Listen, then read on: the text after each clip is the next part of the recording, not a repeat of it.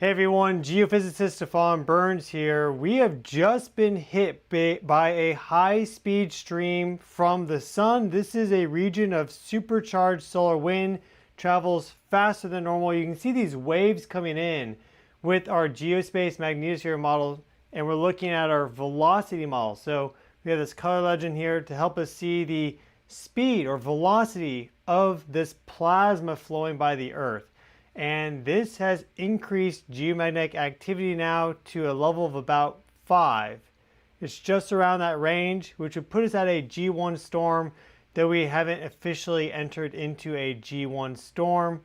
The solar wind characteristics are moderately strong. There was a little bit of a shock at the beginning, but not much of a good connection giving the Earth a rattle. So seems that the effect has been a little bit blunted.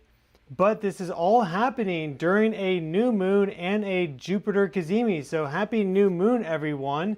And this new moon is special because it is conjunct Jupiter at the same time. So we have effectively, if you were to look up at the sun today or yesterday or even tomorrow, if you look up at the sun, you'll be looking at the moon and Jupiter at the same time. So that's very exciting, very powerful combined planetary resonance.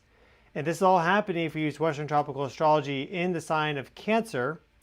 And what I find interesting about that, just a quick little poke of the astrological toolbox, is that we're having record floods right now in China. Like insane flooding in China. So you get Jupiter, the amplifier, Moon, the force that controls the tides and is connected to water archetypally. And on that very powerful combination point, now them both shifting early degrees of Cancer, boom, massive flooding in China. So that's very interesting. But we are right now in a high-speed stream sent from the sun. Let us check out our sun so we can see what is happening.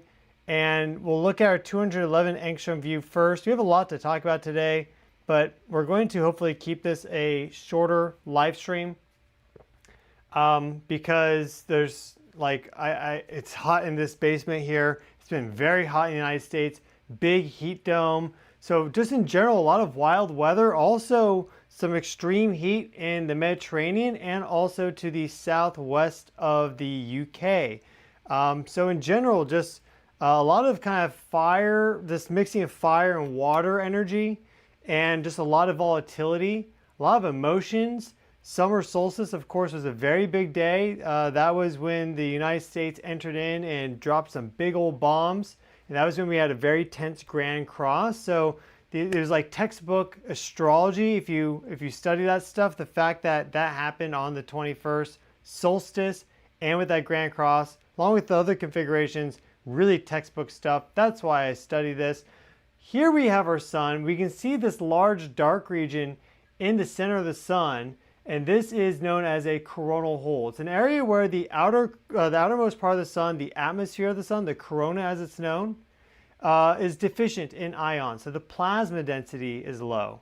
Therefore, the temperature is low. So it shows up as a dark region on this view because it's just overall not vibrating as much, and these are brighter. So they show up lighter and brighter on our imagery. But you can't see this if you actually look at the sun. You can't see this. Whereas sunspots, if you have eclipse glasses, you can actually see sunspots on the sun if they're large enough. Or if it's right when the sun is setting or rising, even without eclipse glasses, depending on the atmosphere and the clouds and everything, you can even see sunspots if they're large. You won't be able to see a coronal hole. We only see it with specific imagery. You'll notice a big sunspot group right there, but notice how it was closing up right there, right in that equatorial zone, which forms that ecliptic plane with the Earth. So the solar wind flows out from that like this. It actually undulates a little bit above and below that ecliptic plane, but in general flows out like that. So when you have these coronal holes in this location, they hit the Earth. Whereas if they're down here or down there, they may not do so, or at least not that strongly. So this has hit us first with a shock, and now with this high-speed stream, solar wind velocity is 600 kilometers per second. And actually, I think it's increasing a little bit beyond that. If we go to the very end of the video here, we'll see a new one popping into view right there. So I think that is our recurrent coronal hole that we've been watching for a while, but it remains to be seen. We see a large one there. Maybe it's even stretching across now, like more than half the sun. But we have some new things happening right now, which are really interesting. Like at this moment in time, really interesting dynamics with plasma filaments. So let us check this out. And we're going to want to watch up here. All right, you'll see this plasma filament actually fling back like this and start let's check that out. And start feeding this plasma filament right here that's closer towards that Earth central meridian. So just some really, that's kind of a very interesting thing. I've watched this like 20 times now because it helps us to see how plasma moves in the dynamics of it. So that's really interesting. But we haven't had any big solar flares. We haven't had any plasma filaments launched, though we do have a plasma filament right there, basically on the central meridian right now, this vertical plasma filament. And then we have these plasma filaments north and south. These have actually been fairly long-lived because I think I remember seeing those about a month ago, more like 28 days ago. But this is the latest development with this fling back like that and then feeding this plasma filament closer towards that Earth central meridian. And you'll notice how it actually, you see this plasma, like just very briefly, you'll see how it connects out, like really far out. Give this a watch. You'll see it like over here. You may want to watch that on your own on the SDO website. It's linked in the video description.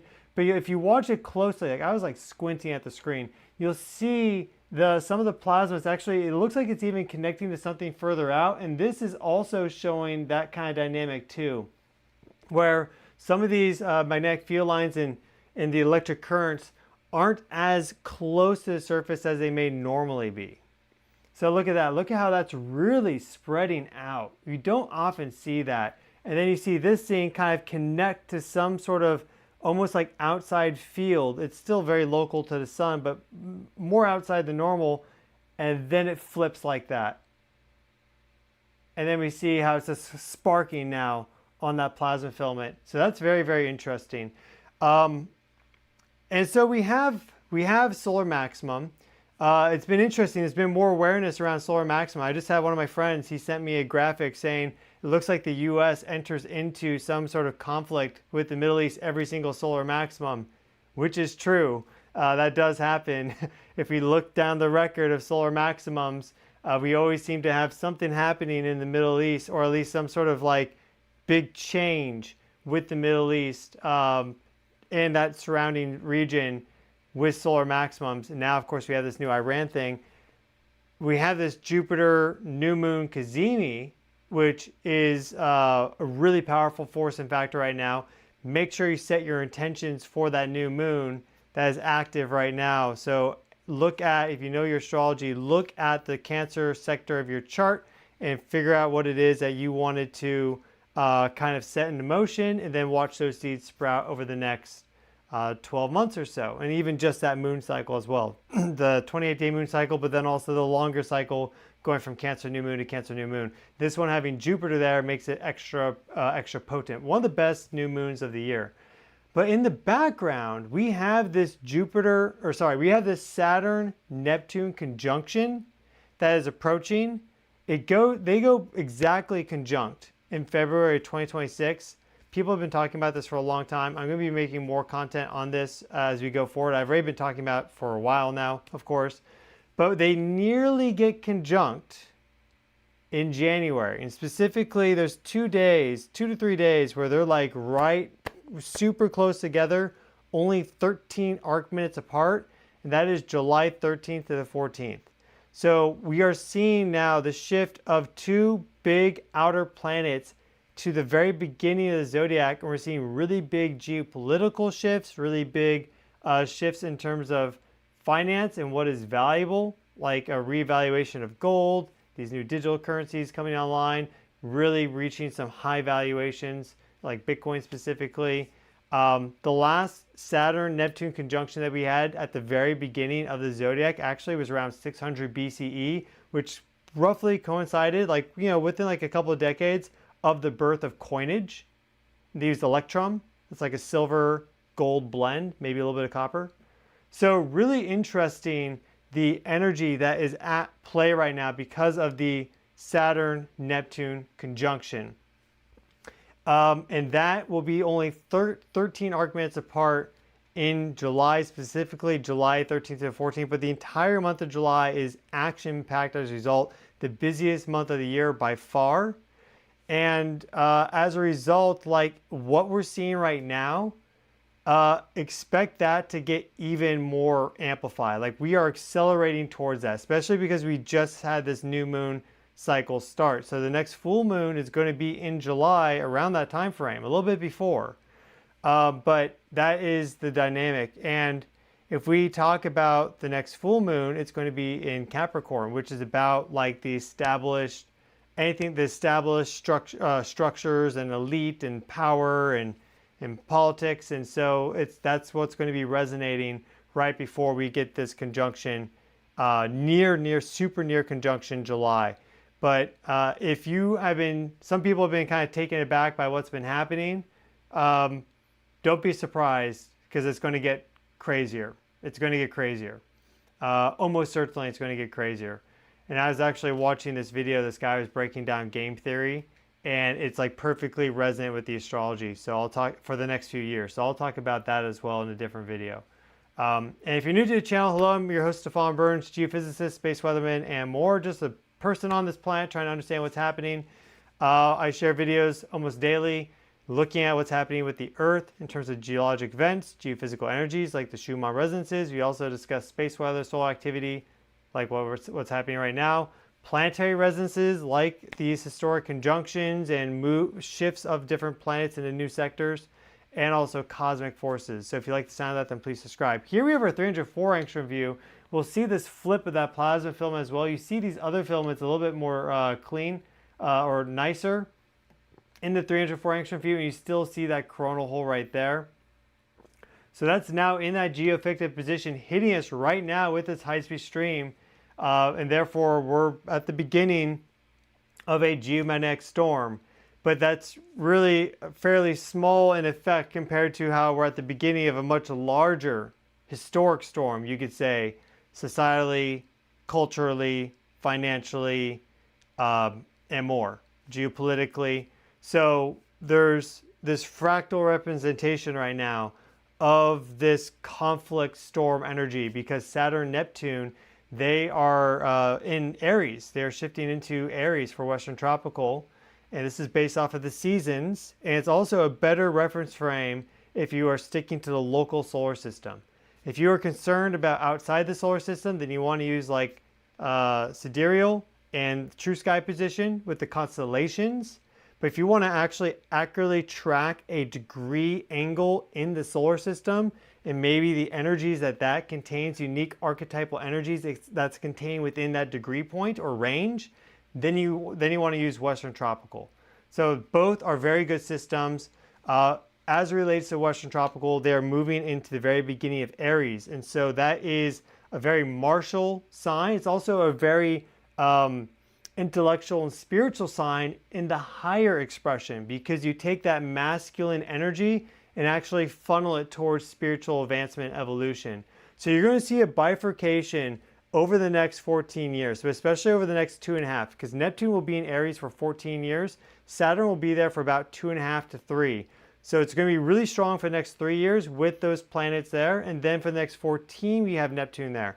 But you're going to see some people resonate with those lower frequencies. They're going to be very conflict driven. They're going to drum up a lot of drama and just, let's say, like just rhetoric and hate and conflict, and no one likes them, basically. At least I think that's really dumb. We're moving towards, we should be moving towards a much better planet rather than going backwards.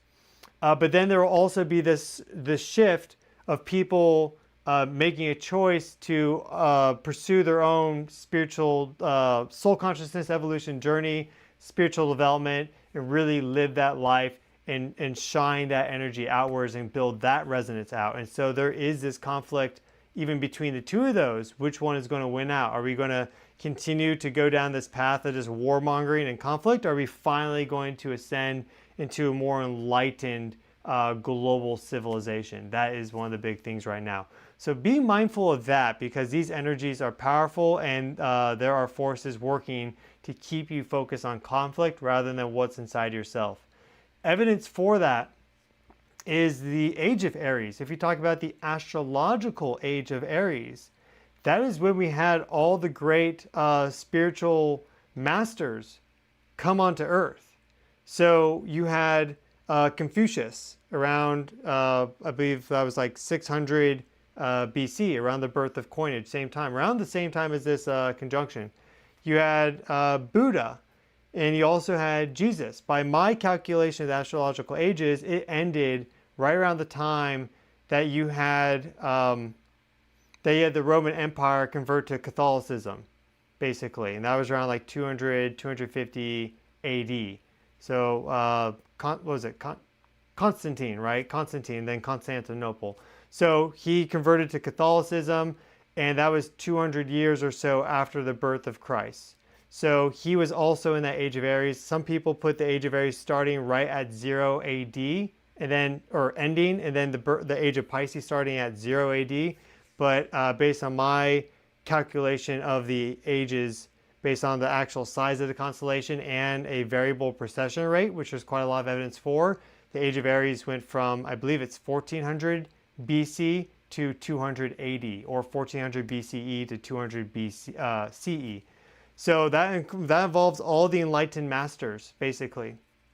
So that's the energies that we're very much in right now. So we have that choice, we have that path, and solar maximum is putting more energy into the Earth than we've had in 20 years, driving stronger spontaneous social processes or revolutions, and just like amping up metabolism. And we resonate with these solar energies, some people more than others, but the entire Earth just has more energy in its system overall. So it can also mean more earthquakes. And we just had a magnitude 6.2 in between Africa and South America. Let's check it out. Here we have our latest earthquakes map from the USGS. And this is our latest earthquake right here. And it's kind of an interesting zone. I zoomed around on the map. It's on a mid-ocean ridge. So if I just zoom out really quick, this is where the plates are spreading. So you're getting active plate creation there. But if we go right here, we'll see Edinburgh, the seven seas, and Tristan da Cunha. And we have a really nice volcano right there. This is like it's such an interesting image. Like this graphic, I just think is really cool because it's just like a perfect circular volcano coming right up out of the ocean. And then you have, what is this, like the Forbidden Island? No, the Inaccessible Island next to it. And then you have another island right here, Nightingale Islands.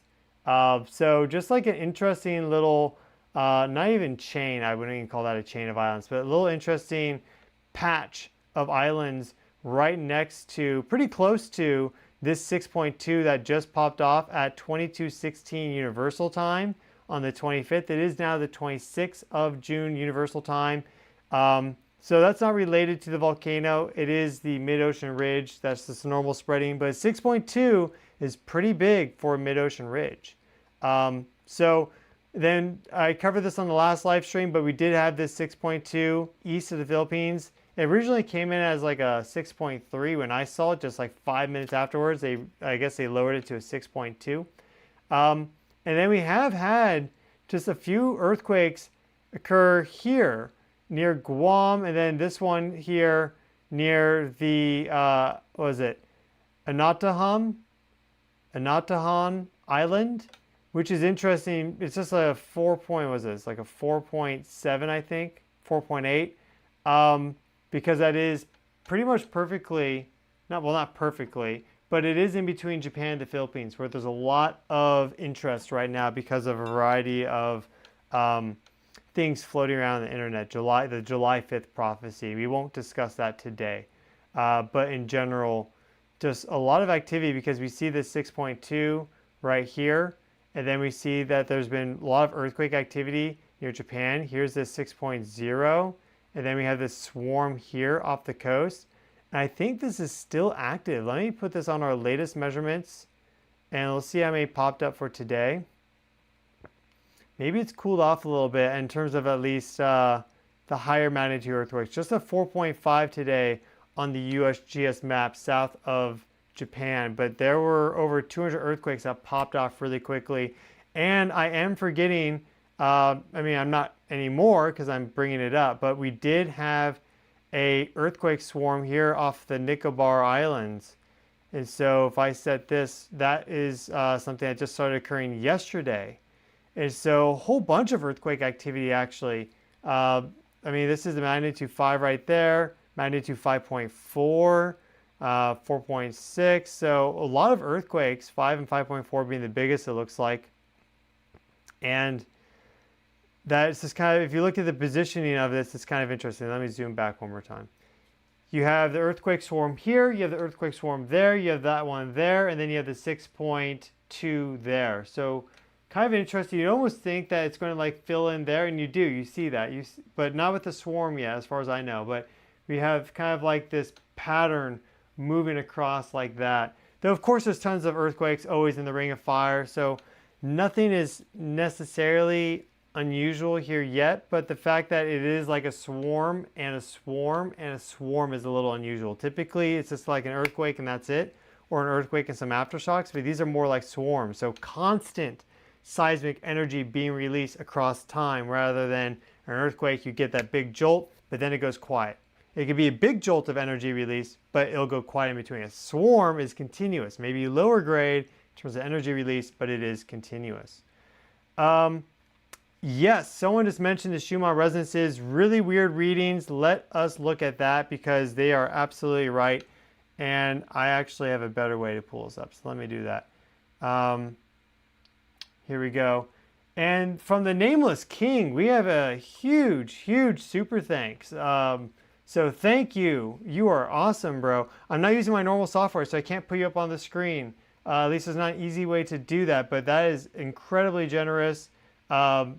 That is, I mean, just, this is what makes the community so awesome on the channel. We have people that watch every single video, share it a million times, and sometimes they drop some really incredible donations too.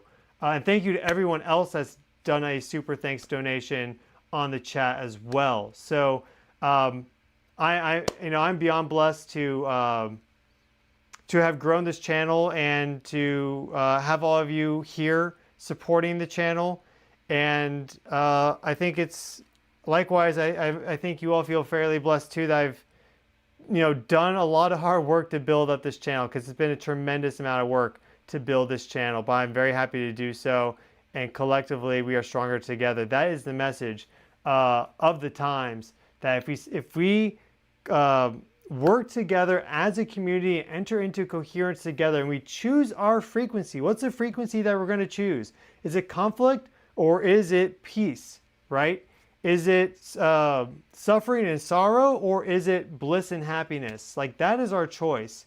And just got back from Cosmic Summit, and it was like, I had a great time at Cosmic Summit. It was a big learning experience and met a lot of incredible people, so many fans. So really blessed to be able to have that experience. But I could also see how there is a bifurcation, a split in terms of people, you could say, and what they choose to focus on. There's some that are focused on actually doing research and promoting new ideas, and there's others that are focused on just promoting conflict and drama. And so I feel very blessed to have a community, and for us all to be together, have found each other, and to create that resonance of companionship, peace, harmony, love, more, all those things. As everyone that's a viewer here for a while knows, because we do the Cosmic Connection meditations and more. So we don't just talk about it, we do it. Though there's not enough time tonight to do a Cosmic Connection meditation, but we will be doing one soon, FYI. But here we have our Schumann resonances out of Tomsk, Russia. And I just want to go to the latest data first. Here we have our latest data. This is fairly normal, though we do get this vertical striping. That's just like a result of some sort of data processing. It usually happens in the summer. They don't explain everything on this website. And we're looking from 0 to 40 hertz. So we're actually looking at the background vertical electric field. Measure with this antenna that they drape out that measures these oscillations in the vertical electric field. So 0 hertz is up top. This is a wavelength of infinity, effectively. And then 40 hertz down below is 40 cycles per second. And so if we go to a reference point in terms of understanding the wavelength, 7.5 hertz, 7.5 cycles per second, if you take the speed of light and get that cycle rate, that's a wavelength of 40,000 kilometers. That's the circumference of the Earth. And that's why we have these bands that cut across. Let me scroll through this again. See these bands that cut across? These are the naturally resonant wavelengths of light that exist on Earth, called Schumann resonances, because they were discovered, they first theorized by a German chap with the last name of Schumann. And so 7.5, it's actually 7.2 to about 8.5 hertz is the range. It's a little bit, see how there's a little bit of a width to that? So there's a bit of a range, but the peak power frequency for the first mode, or the foundational mode as it's known, is about 7.8 hertz. Some studies calculate to 7.83, but there are variations across time. So we can keep it pretty simple and say it's 7.8 hertz. During solar maximum, and with about an 18-month delay, that actually goes up to about 8 hertz. So it is slightly higher frequency during solar maximum, especially if it's a strong solar maximum like solar cycle 25 has been overall. Here we see mode 2, 14 hertz, mode 3 at 20 hertz, mode 4 at 26 hertz, mode 5 at 33 hertz, there's mode 6 at 39 hertz, and mode 7 is at 45 hertz. There's other higher modes, but you don't see them on this graphic because it stops at 40, and they're very low power. The strongest modes are 1, 2, 3, 4, 5 by far. Those are definitely the strongest. And we really look at modes 1 through 4 the most. So some interesting, actually there's a little interesting signal in there. See, this is it's almost like a swirl, a little swirl like that. That's kind of bizarre. Maybe I should check the quality factors. I know the ins and outs of this system. So our quality factors look normal. This is a measure of resonance amplification. If we get a big spike in the quality factors, it's indicative sometimes of something big coming, like an earthquake. And we've seen that time and time again.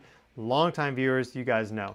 So if we go back though, this looks fairly normal. Sometimes you get these spikes like this when there's like some thunderstorm activity nearby. And there's a lot of it in Eastern Europe and in general, that kind of part of the world during the summer, which we are now in. So, you know, right, we're in summer now for the Northern Hemisphere. And sorry for everyone in the Southern Hemisphere. You know, my condolences to you all in Australia right now, New Zealand. But here we see this really interesting power burst. That's just kind of, it's not an actual phrase, scientific phrase, but we see this big increase in amplitude. Because again, if I go over, here we have a power legend. So you see that these hotter colors are higher power. And what's odd about this, I noticed this, what's odd about this is how it just suddenly started and then suddenly ended. So it does not have the distinctive look of a like atmospheric electricity like a thunderstorm. It just simply doesn't have that look to it. This entire thing here actually looks quite odd. I mean, you can maybe say, maybe this one looks a little bit like atmospheric electricity with the shape of it. And I don't know what the weather was like in Tomsk for this time frame. We would have to look. I guess we're doing some detective work right now. So this would be the 24th and 25th of June. So let's, you know, I believe in doing the detective work. So let's type in weather in Tomsk. Let's pull it up. We should have a good, this is fairly accurate, but it's not always accurate. Looks like we had rain on the 24th. See this highlight section right there? And then also rain early on the 25th. So middle of the day from 6 a.m. to 6 p.m. According to this, we had rain in Tomsk, and then from midnight to 6 a.m. on the 25th, we had weather in Tomsk. So let's go back now to our Schumann resonance spectrogram. And this is the 24th, so 6 a.m. to 6 p.m. is that rain period, and then there's also rain going from 0 to 6 according to our weather. So this kind of matches up, but not really. Of course, that was a very low resolution look at the weather. It was definitely not you know, a detailed look at the weather. But this is definitely a weird spectrogram. Especially this is odd. And then also right next to, as I'm sure some of you guys are like, Stefan, are you not going to mention this thing? This is odd too, how there's this color shift there. So that just kind of looks like some sort of data problem. Like, because they have to get the data, run it through a sound card amplifier, and then actually process it. So you can get abnormalities appear on the data because of how it's processed, not because of necessarily something abnormal actually happening. But that's also kind of odd, along with that like cross mark there. So I don't know what that is. But we do see this line there for mode 2 at the top of it. Another cross mark right there. So some interesting, and then also this little cross squiggle thing. That's kind of weird. So there are some weird things that have happened, but if we look at our past 8 hours or so, totally normal. So everything looks totally normal for the Schumann resonances, at least as measured in Thomson, Russia. You have to be careful because the global signal is always pulsing. So every single observatory will pick up that global signal, but then also you will register local atmospheric electrical effects with your observatory. So you have to be able to piece out, that's why we looked at the weather, you have to be able to piece out whether it is local or global, and most people don't get that right, and it's a difficult thing to do. So the fact that people are just bringing greater awareness to Schumann resonances is pretty cool. So I can't, I'm not going to like light someone up just because they may, let's say, make a mistake on identifying and attributing something to the right factor, because the fact that these are Earth's brainwaves and they overlap with our brainwaves exactly in terms of strength and frequency, they connect to our heart rhythms. There's a lot of evidence that they may form a collective consciousness. When you take entheogens, that actually lowers your brainwave, your default mode network and your alpha rhythm down into that Schumann resonance mode. So that's really cool. There's a new podcast coming out, I think, well, I don't know when it's coming out, but my buddy Matt Bell with the Limitless podcast, he's interviewing someone soon. I think it's tomorrow he's interviewing them, talking about DMT. And he asked me, like, hey, is there anything with DMT and Schumann resonances? And I told him about how that lowers, entheogens or DMT would lower your brainwave frequency right to that Schumann zone. And that could explain how people are able to, almost, they talk about entering into like a different dimension and talking to different entities and stuff. Perhaps they're speaking to pieces of information stored in Earth's global collective consciousness and Akashic record like framework, because it's always pulsing. They don't stop, they don't turn off. And so if you wanted to have long-term storage of information across time for the planet, naturally, fed by lightning strikes and space weather and more, it'd be the Schumann resonances. It's the perfect network, unless you use some sort of quantum network, which very well could be the case. But we can explain that system. Energy and information are one and the same, and you can't destroy them. We can explain that system very simply with Schumann resonances. So it makes sense. So yeah, interesting Schumann resonances.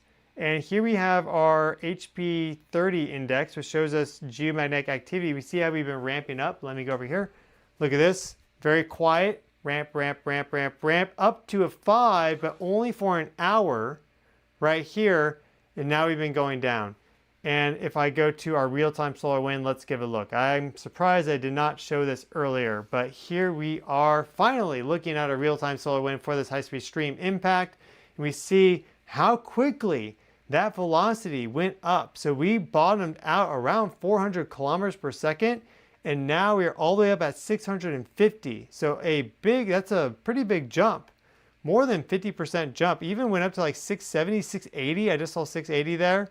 And we see our interplanetary magnetic field that is now hovering around 13 nanotesla. That's the black line, it's the total field strength. And we see that we had this kind of shock there at the beginning because it did go all the way up to 18, I think. Definitely 17. 16 and negative 10, 17 and negative 8. So good like connection right there to get the geomagnetic activity built up, but it didn't come in super strong because the velocity was fairly low and the density wasn't crazy. It was around less than 10 particles per cubic centimeter. So we didn't get a huge geomagnetic shock, nor would we expect that, but we didn't get that. And so, yeah, we were in this high-speed stream, and we'll stay here probably for 24 hours or so, and then we'll slowly exit that. Here we have our ground magnetic perturbation maps. And so let's put this guy on right here. And if you're in the southern hemisphere, today may be a time to go check out aurora. Though it's sunrise, it's daylight for you, so that's the one thing. Because you have dark sky right now at the new moon, but it's nighttime here on the east coast of the United States. So, I mean, maybe if you're in Argentina, like the very southern tip of Argentina, you could maybe see some aurora, perhaps. But this isn't that strong of a storm yet. But we see these magnetic fluctuations across the globe. We see how they've been changing, kind of pulsing those rhythms. See how they really are strongest in the polar regions where these plasma particles flow down. And also there's double layers, plasma double layers that form around the polar cusp that actually cause particle acceleration to immediately punch into the planet. So we see that our delta, meaning change of the magnetic field, B, that's the symbol for the magnetic field, in nanotesla, can go up to 400 or more. We see some of these zones where the magnetic field fluctuations are quite strong. But these pale in comparison to Earth's magnetic field strength, which is around 23,000 to 67,000 nanotesla. It's weakest right here around Brazil, which is a very special energy, especially like Rio, which is right there in the South Atlantic anomaly, which is a huge magnetic anomaly of very low field strength. That's where it's lowest, and it's highest around Antarctica with the South Pole, and then also it's quite strong around Canada and Russia in the North Pole, in that region, the North Polar cusp. So these are the magnetic field swings that are happening right now. Perhaps you're feeling this. Make sure you go out and do some grounding. Earthing and grounding is really key, especially like in the United States, huge heat wave. A lot of people have been inside all day with the air conditioning. So now that's starting to cool off. Make sure you go outside, put your feet on the ground, and get some of that charge to come through your body. You can do that with your bare feet. You can do that with earthing shoes like I sell on earthevolution.com. This is the new website. I'll talk about this more in the coming days. Really excited to launch the new website. But you can already check it out if you go to www.earthevolution.com. And also just keep in mind that this geomagnetic storm is building right now. If you have any weather systems that are soon to hit your area, they'll probably kind of get amplified over what forecasters, like regular weather forecasters, are expecting. So for example, we weren't expected to have any rain today. Well then, right as this geomagnetic storm hit the high-speed stream, all of a sudden the clouds formed, we got a little bit of thunder rumbling, and we didn't get heavy rain, but we did get some like fat raindrops to kind of go down intermittently.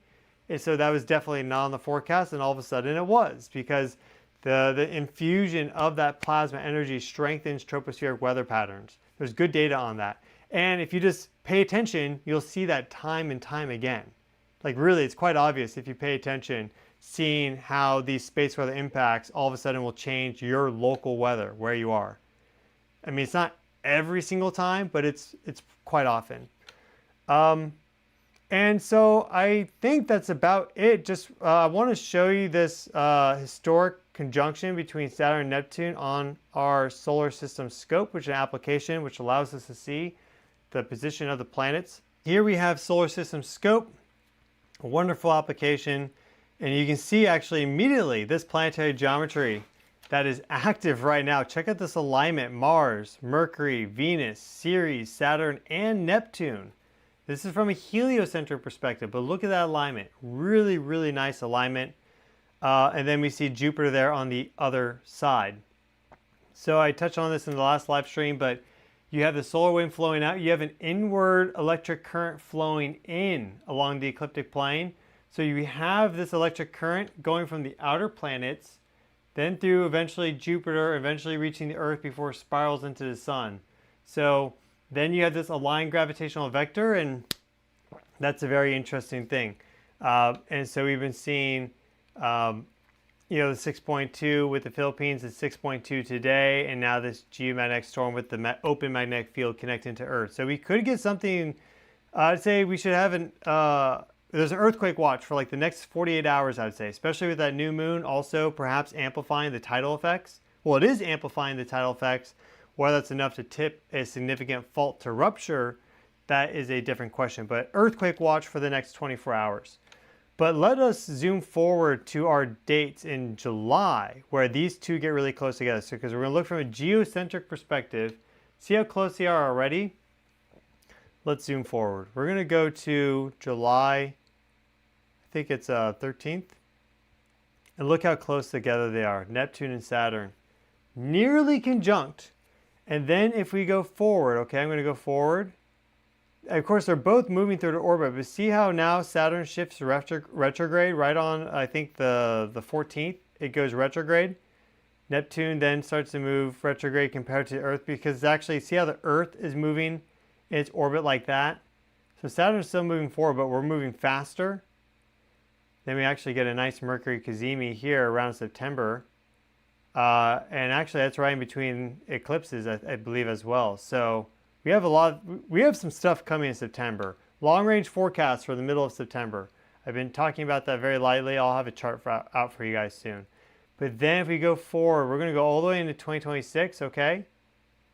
Now, because of our position in orbit, look at now, boom. Here is our final conjunction between this Earth, Saturn, and Neptune. I'm not sure this date's accurate. I think it's February 20th. I think it is February 20th, which is right there. And that's when they go exact. So the point is that we are seeing a lot of things develop right now, as I touched on earlier in the live stream. And it's very much connected to this Saturn-Neptune cycle, which is historic. Also, Uranus shifting signs. We just had Pluto shift signs. So all the outer planets shifting at the same time, and there's other depth that I'll add in another video discussing that, why that's really significant, especially for the United States. So what we're seeing building up is going to reach a semi-climax in July, and then it's, according to astrology, it's really then going to ramp back up at the beginning of 2026, because we have Saturn shift out of Aries September 2nd, it'll move back to Pisces.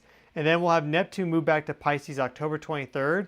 And so going all the way from, let's just say, October to the end of year, it's going to be it's going to feel kind of similar to how it did at the end of 2024.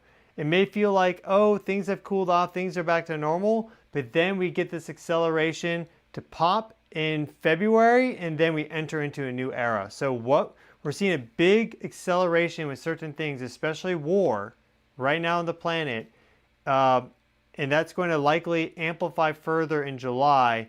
And then watch that maybe pull back a bit and then accelerate again starting 2026. And then after that, I really don't know. I mean, we really don't know regardless, because I'm never going to say I know 100% what's going to happen.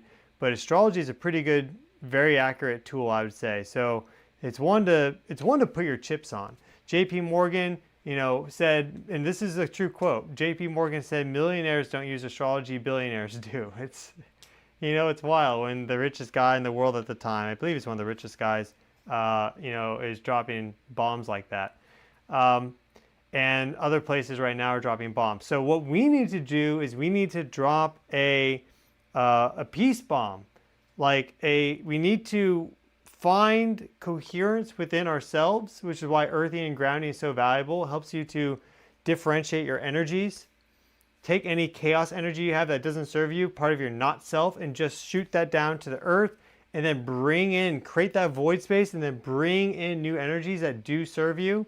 Find that coherence within yourself. And if you hold on to very simple but powerful frequencies like love, peace, harmony, bliss, you will resonate with everyone else that is there at the same time. And the more people can enter into that harmonic network and join that symphony of spirit, then the faster this acceleration towards new earth will begin. And the faster that we can actually undergo that transformation of humanity that is needed. It's desperately needed. We don't want a World War III. We already saw what World War I and World War II did. We don't want a third one because now we have nukes. So it's like you could be watching this and you can think to yourself, oh, that sounds nice, whatever. No, it's like it's our responsibility.